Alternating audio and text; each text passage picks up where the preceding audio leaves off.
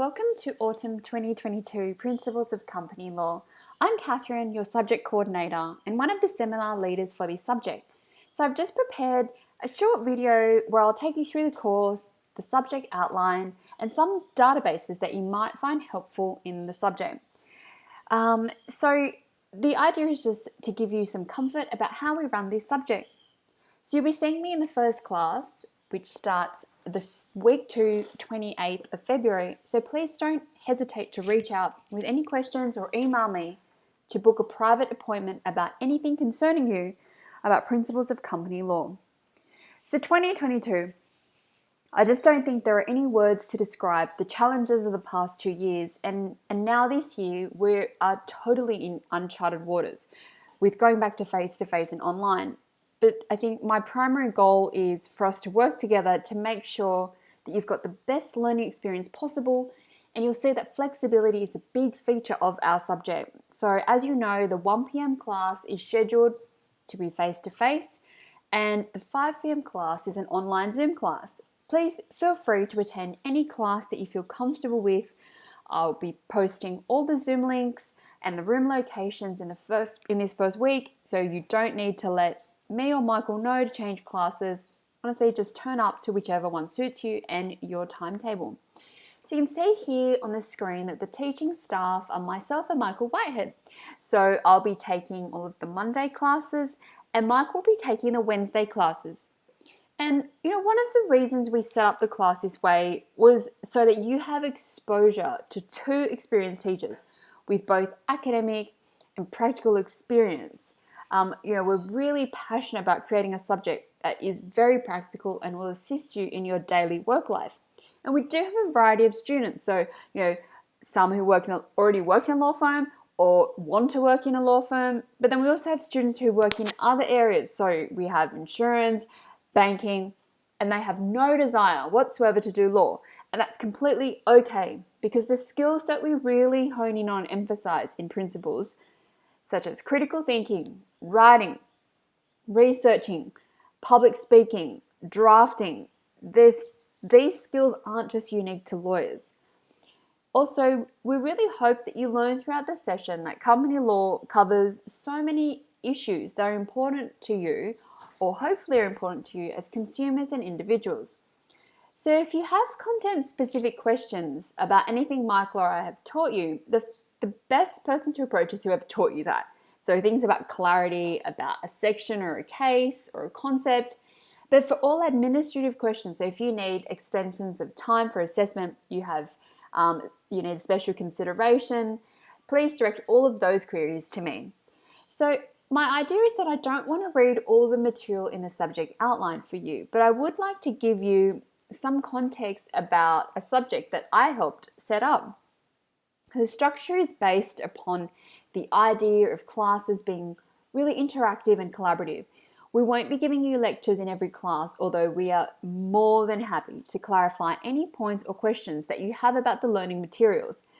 The expectation is that you've gone through, you've listened to the podcast, you've gone over the reading materials, and you come to class ready to discuss the issues that arose from those materials. And we'll be doing a mix of individual and group activities. But what I do want to take you through is assessments, which starts on page 10 here. So pre-COVID, we used to have 15% seminar participation, and I've now split this up across 2 tasks. I've actually lowered class participation, which is here assessment task 3, to 10%, because I completely understand that everyone has a lot of commitments going on. So it's not always possible to attend every single class or be ready on your feet to actively engage. But we still want to honor the original intention of the subject, that we create this lively, engaging class atmosphere, of which you'll see from the timetable there are 22 in total. And we'll all get the most out of the classes if we're all prepared, participating and learning off each other. And about halfway through the semester, or before the census day actually, you'll be able to do a self-review of your CP, and Michael and I will give you feedback if you need to help you gauge how you're going in 70107. So we'll encourage you to keep up the good work or give tips on how you can improve your mark. And class participation will consist of both interaction during seminars where you demonstrate your knowledge and understanding, but of course in Canvas there's discussion questions under each module. So this also gives you an opportunity to participate in your own time outside of class at your pace. So that's the first assessment worth 10%. It's ongoing from class 1, so we start the clock from class 1 through 22, and you'll certainly receive your mark before the exam. So the second assessment I want to take you through is the other component of what used to be 15% CP, which is the individual student-led seminar revision. So this means one student, but most likely with a class size, there'll be 2, particularly for the Zoom class, will lead the class through revision. That is, you'll go through the key cases and the questions, and it'll be interactive with me, where we'll have a discussion, and your fellow students can ask questions and answer as well. So from week 1, you'll automatically self-allocate yourself to whichever class you want to lead, and each class question will be released on the Sunday the week before you present. So everyone has the same 1 week to prepare for equity and fairness. It's worth 5%. So on the one hand, that's a super easy, hopefully free kick for 5 marks to attain. The importance of it though, it goes deeper than that. It's demonstrating your understanding of the material you're reading. So if you already look through here the topics in the subject outlines, you can see I've just got your class 12, class 13 as examples. Have a read of that, and whichever class that you may want to present, the topic is catching your interest. I'm interested in directors and officers or equity fundraising. You can select to lead that class, and keep an eye out for an announcement about that. So if we just head over to Canvas here, I'll just show you, it's in the modules here. The very first one you can see is a presentation list. Just click on the list and type in your name to allocate yourself to whichever class you want to present in. So that's just first up here in modules. So you'll also see that we have a assessment task 2 is a research essay, and you'll see from the announcement that I'll be posting the essay topics straight away. It's already ready on day 1 of semester. You can pick any one of these topics and get started straight away, and the submission is online only. Don't need to print a hard copy. Please take careful note of the due date being 9 a.m. Monday 4th of April, which gives you the weekend to get that in. And you'll see the class program for each seminar back here again, and we have a quick breakdown of the topics, and it will tell you before the start of class, here in the notes, what you need to do to prepare. So Michael and I lead class 1 and 2, and then seminars start on the 28th. So the idea is the last weeks are on shareholder remedies and exam revision.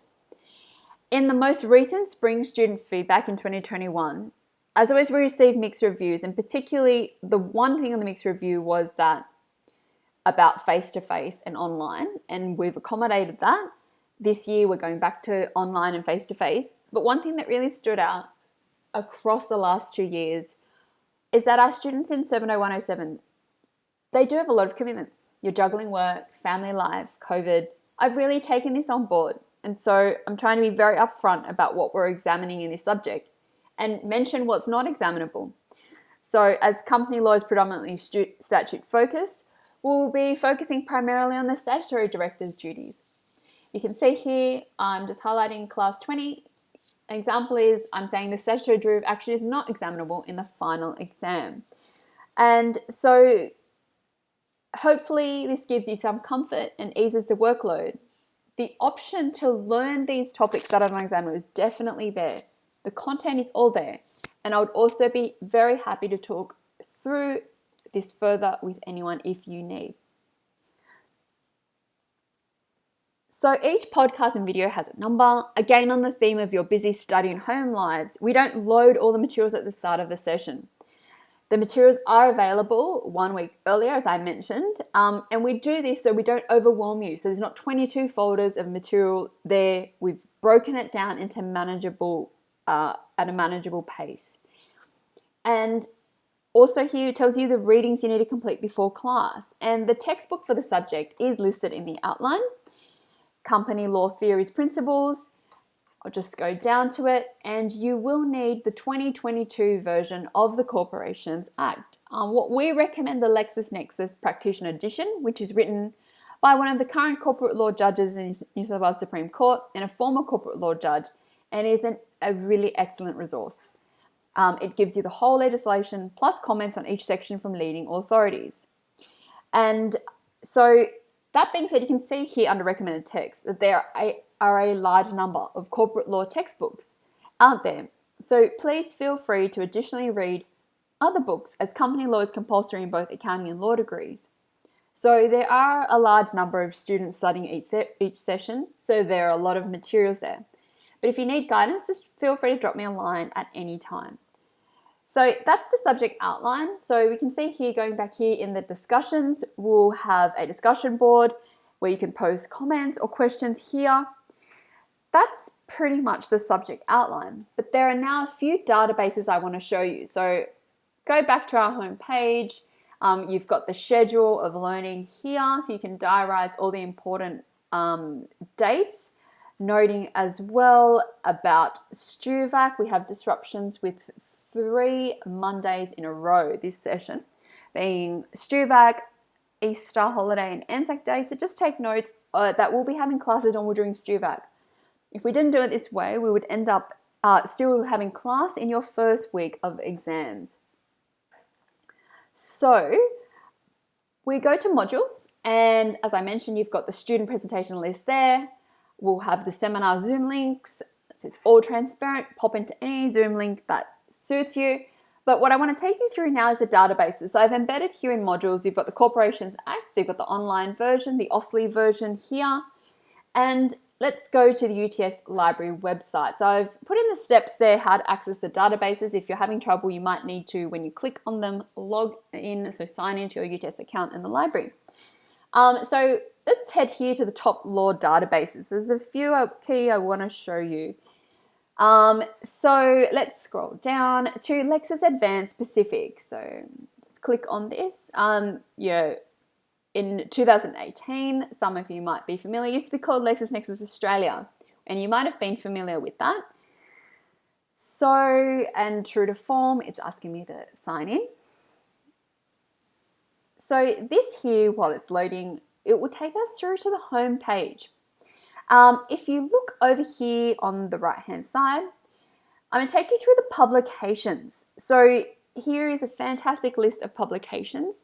And the first one I want to take you through is the Australian Corporation Law Principles and Practice.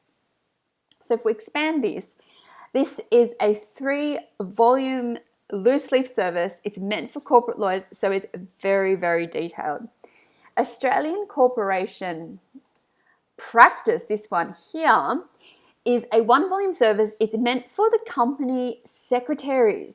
So we'll go through that. They're the chief administrators inside the company, and they're often the chief compliance officers and general counsel. So this is a very practical resource. So with lots of checklists, lots of precedents, etc. So this is a very helpful resource. And just going back, just take you out there, and we'll just click on more to expand.